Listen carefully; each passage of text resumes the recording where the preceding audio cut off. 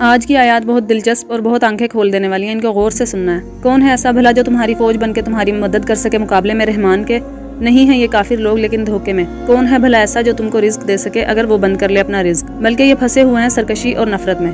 ان آیات کو پڑھ کے بظاہر آپ کو محسوس ہوتا ہے کہ یہ ایک تنبیہ ہے، جیسے ایک دھمکی ہوتی ہے کہ کون تمہاری مدد کرے گا اگر ہم نے مدد روک لی۔ لیکن میرے نزدیک یہ تنبیہ نہیں ہے، یہ دھمکی بھی نہیں ہے، کیونکہ اللہ تعالیٰ نے اپنے لیے رحمان کا لفظ استعمال کیا۔ رحمان اللہ تعالیٰ کی رحمت کی عکاسی کرتا ہے۔ رحمان وہ نام ہے جو تسمیہ یعنی کہ بسم اللہ کا حصہ ہے، اور جب اللہ ناراض ہوتا ہے اور تنبیہ کرتا ہے تو سورہ توبہ سے پہلے بسم اللہ پڑھنے کی اجازت تک نہیں دیتا۔ اس لیے اگر اس آیت میں اللہ تعالیٰ نے خود کو رحمان کہا تو یہ آیت آپ کو ڈانٹنے یا ڈرانے نہیں ہے، یہ ایک ایسی آگاہی ہے، آپ کو حقیقت سے آگاہ کرنے کے لیے آئی ہے۔ کیسی حقیقت؟ آپ کو اس وقت سب سے زیادہ کیا چیز چاہیے؟ اپنے کل کے روز پہ نظر ڈالیں، کل آپ نے کیا کیا دیکھا تھا انٹرنیٹ پہ، یا اصل زندگی میں کیسی مشکلات آئیں، کیا دیکھا تھا جس کو دیکھ کے جی چاہا کہ کاش میرے پاس بھی ہوتا، کس چیز کو دیکھ کے دل سے آہ نکلی کہ کاش یہ آپ سے دور ہو جائے، یا کس چیز کے بارے میں سوچ کے خواہش ہوئی کہ کاش یہ مسئلہ حل ہو جائے۔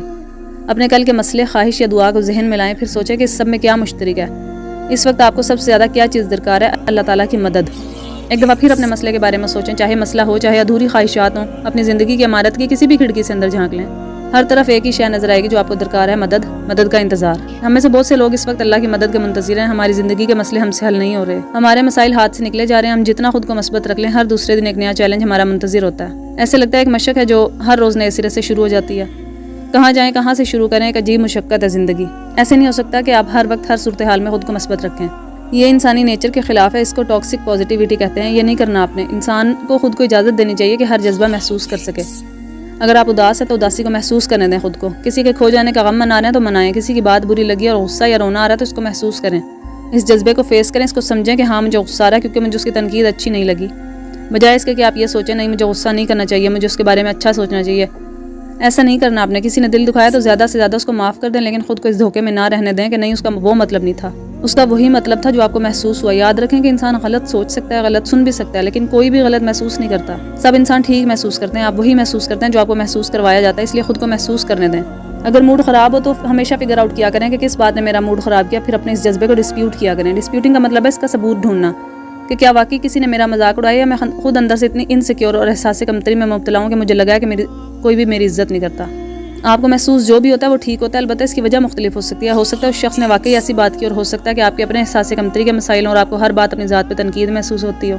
دونوں صورتوں میں آپ نے اس بات کا معائنہ کرنا، اپنے آپ کو ٹٹولنا، بجائے اس کے کہ آپ اس کا غلط مطلب نہیں تھا، مجھے ایسا محسوس نہیں کرنا چاہیے تھا کہہ کے بات کو کارپیٹ کے تلے دھکیل دیں، ورنہ بار بار ایسے ہوگا اور آپ ایک دن پھٹ پڑیں گے۔ آپ کو اس وقت سب سے زیادہ کس چیز کا شدت سے انتظار ہے؟ وہ ہے اللہ تعالیٰ کی مدد۔ آپ کسی ایسی سچویشن میں گرفتار ہیں جہاں ساری آپ کی عقل فیل ہو جاتی ہے، کوئی حل نہیں نکلتا، اور لوگ آپ کو مسلسل استعمال کرتے ہیں، جیسے ہر کوئی اپنی مرضی کا مطلب نکلوا لیتا ہے، اپنے ارد گرد چلاک لوگوں کو کامیاب ہوتے دیکھتے ہیں، آپ کے سامنے ان کی تمام مکاریاں چال بازیاں کامیاب ہو جاتی ہیں اور آپ بظاہر ناکام ہی رہتے ہیں۔ ایسے میں آپ سوچتے ہوں گے کہ کب تک اللہ تعالیٰ مجھے برداشت کرنا ہے، کب تک وہی جیتیں گے اور میری ہار ہونی ہے، انہیں کو عزت ملنی ہے، سب انہیں کے گرد اکٹھے ہوتے ہیں، اور میں جو بھی کر لوں، جتنی اچھی نیت رکھ لوں، مجھے ناکامی ہی ہوتی ہے۔ اللہ کی مدد کب آئے گی آخر؟ ایسا بھی تو ہو سکتا ہے کہ آپ اس وقت کسی شے کی شدید طلب رکھتے ہوں۔ خواہش اور طلب تو بہت چھوٹا سا لفظ ہے، بعض غیر تکمیل شدہ دعائیں آپ کی ساری زندگی کا محور بن جاتی ہیں، دن سے رات اور رات سے دن کا سفر اس ایک خواہش کی تکمیل کے انتظار میں گزرتا ہے۔ سب کو جو مل سکتا ہے بس وہ ایک آپ کو ہی نہیں ملتا۔ ایسے میں آپ اپنی کشادگی، اپنی دعا کی تکمیل کے لیے اللہ کی مدد کا انتظار کر رہے ہوتے ہیں، یا بعض دفعہ آپ کسی ایسی مصیبت میں پڑ جاتے ہیں جو بظاہر اپنے گناہ کا وبال لگتی ہے، آپ کو اندر سے خود بھی معلوم ہوتا ہے کہ آپ کے اعمال کی سزا ہے، آپ نے خود غلط فیصلوں سے اس آزمائش کو دعوت دی ہے۔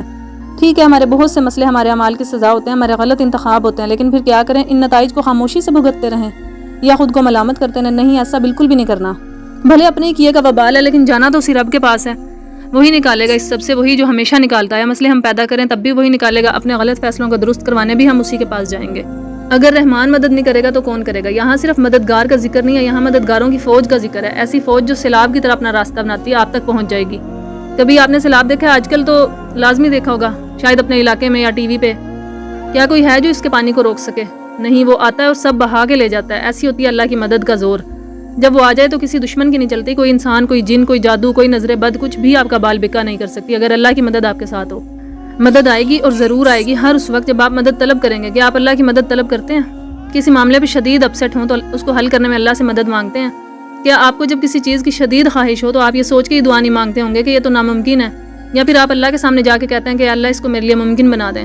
مدد آئے گی جب ہم مدد مانگیں گے، جب ہم بار بار مانگیں گے، ایک دفعہ مانگ کے خاموش ہو کے بیٹھ نہیں جانا۔ شدید حالات میں دعائیں بھی شدید کرنی ہے، تہجد پڑھ کے دعا مانگی، گناہ چھوڑ کے دعا مانگی، صدقات کر کے دعا مانگی، جس نے دل دکھایا اس کو معاف کر کے دعا مانگی، کسی مشکل پہ صبر کر کے تکلیف کے عالم میں دعا مانگنی ہے۔ رات کو نیند میں آنکھ کھلے تو اس وقت دعا مانگا کریں اور پھر مدد آئے گی سیلاب کے پانی جیسی، بارش کی دھار جیسی۔ آپ ہکا بکا رہ جائیں گے کہ یہ سب کیسے ہوا، کب ہوا۔ آپ کو چٹکی بجاتے ہی آپ کا مسئلہ حل ہو جائے گا۔ آپ کو اپنے آپ کو مدد کا اہل بھی بنانا پڑے گا۔ نہیں، آپ کو بہت نیک نہیں بننا، آپ کو پوری دنیا کو معاف کر کے تسبیح پکڑ کے جائے بھی نہیں بیٹھ جانا، آپ کو دنیا کی چمک دمک چھوڑ کے گھر کے کونے میں بھی نہیں پڑ جانا۔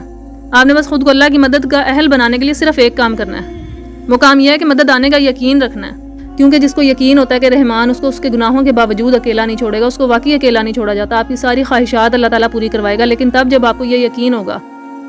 اگر آپ اپنی خواہشات اور اپنے مسئلوں کے لیے انسانوں سے امید لگائیں گے کہ وہ آپ کو اس میں سے نکالیں گے یا ان کی دولت یا اثر و رسوخ آپ کو آپ کی خواہشات کی تکمیل میں مدد کرے گا، تو آپ خالی ہاتھ رہ جائیں گے۔ اور یہی آگاہی سورہ ملک آپ کو فراہم کر رہی ہے۔